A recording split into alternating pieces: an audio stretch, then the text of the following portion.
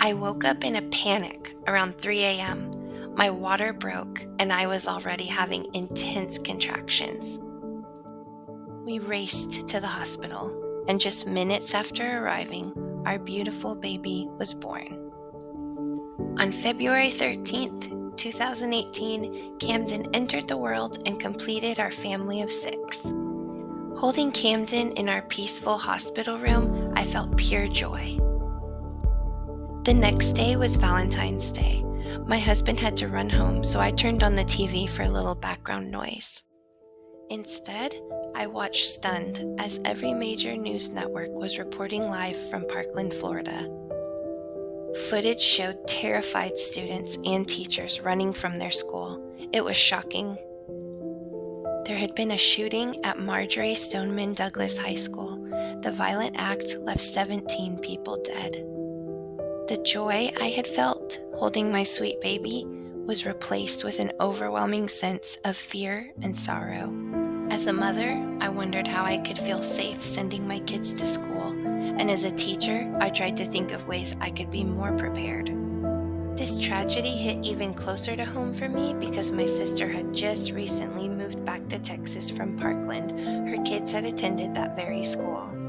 My niece knew some of the students involved. Overwhelmed by grief and fear, she slept in my sister's room for weeks. Watching the news in the hospital brought back memories of another terrible day.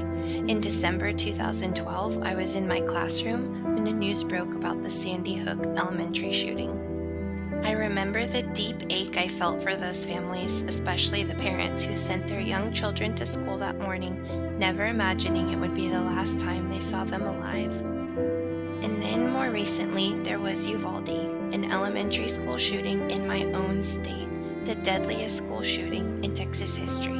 Again, innocent lives lost. In the wake of the shooting in Parkland, a student-led political action committee was formed by survivors of the event demanding change. Never Again MSD advocates for tighter gun regulations and encourages young people to register to vote. Their voices helped lead to real change. In Florida, legislature was passed for various gun control measures and increased funding for school security. While there was some discussion and proposed legislation in Texas, there were not any changes made to gun laws in response to this tragedy. Instead, Texas has focused on strengthening school security and addressing mental health concerns. In my district, we have training at the beginning of each school year for our school safety protocols. I know exactly what to do in a lockdown or active shooter situation. I take that responsibility seriously.